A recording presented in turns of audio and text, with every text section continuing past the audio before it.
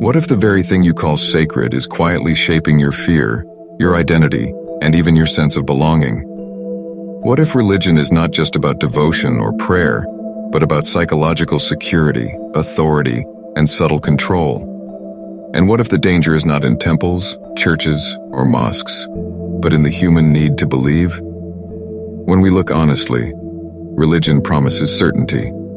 It gives answers about life, death, purpose, morality, heaven, hell, karma, salvation. It offers comfort in chaos, and the mind loves comfort. The mind wants something solid to hold on to. But here is the real question. When you hold on to a belief, are you discovering truth or escaping uncertainty? One thinker would insist that truth cannot be organized. The moment you systematize it, it becomes secondhand.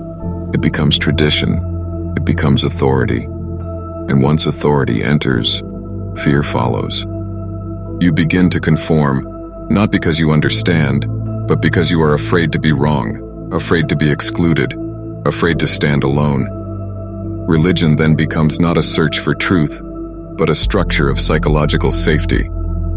Another would laugh and say that religion, in its original essence, was a rebellion.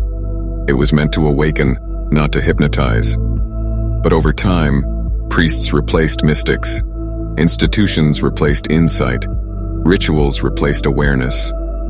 The living flame became a rule book, and the rule book became power. Once religion becomes organized, it becomes political. Once it becomes political, it becomes interested in numbers, influence, and obedience. Look at what happens inside you. When someone questions your belief, do you feel curious or threatened? If truth is universal, why does disagreement hurt your ego? That reaction reveals something important. It shows that belief has become identity.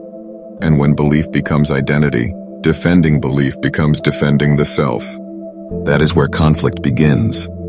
Is it possible that religion survives not because it reveals truth, but because it feeds identity? I am Hindu. I am Muslim. I am Christian. I am atheist. These labels give psychological comfort. They create a tribe, and the tribe gives belonging. But belonging often comes at a price. You must accept the collective narrative. You must think within boundaries. You must not question too deeply. One radical voice would say, the moment you follow someone spiritually, you stop looking. Following is subtle laziness. It is easier to repeat scriptures than to observe your own mind. It is easier to worship an image than to confront your fear. Organized religion thrives because it offers ready-made answers. But truth is not ready-made. It demands direct perception. Another rebellious mystic would say, religion becomes dangerous when it denies life, when it suppresses desire without understanding it, when it condemns the body instead of celebrating consciousness through the body, when it creates guilt as a tool of control. Guilt is one of the most powerful psychological chains. If you can make a person feel inherently flawed, you can sell them redemption. So is religion itself the problem? Or is the human mind the problem? Institutions only reflect human psychology. The mind craves certainty. The mind fears death.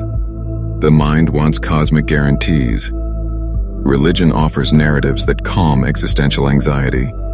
But calming anxiety is not the same as discovering truth. There is also another layer: power. Whenever large groups gather around a shared belief, influence grows. With influence comes hierarchy. With hierarchy comes authority. And with authority comes the temptation to control. History shows again and again how religious institutions have aligned with politics and economics. When faith merges with power, questioning becomes dangerous, doubt becomes sin, independent thought becomes rebellion. Yet the same tradition that becomes oppressive can also contain deep insight. The problem is not prayer, meditation, or devotion. The problem is unconscious conformity. If you pray because you are afraid, that prayer is fear in disguise.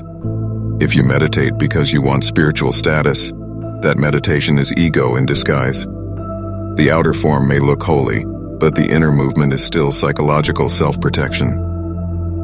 One teacher emphasized choiceless awareness. Just observe. Observe your belief without trying to change it. Observe the fear behind it. Observe the comfort it gives. In that observation, something shifts. You begin to see that belief is thought, and thought is memory, and memory is the past. Can the past ever touch something timeless? Another mystic encouraged total intensity. Live fully, celebrate, experience deeply, but never cling. Use rituals as tools, not cages. Dance in the temple if you must, but do not become the temple's prisoner. The danger is not in participating, the danger is in identifying. If religion divides humanity, can it truly represent truth? Truth cannot belong to a group. The moment you say, "My path is the only path," violence is born psychologically, even if no weapon is raised. Comparison creates superiority. Superiority creates separation. Separation creates conflict. But here's the uncomfortable twist. Many people do not want freedom. Freedom is uncertain. Freedom means standing alone without ideology. It means not hiding behind scriptures. It means facing death without borrowed explanations. That is terrifying. So the mind prefers belief over direct inquiry.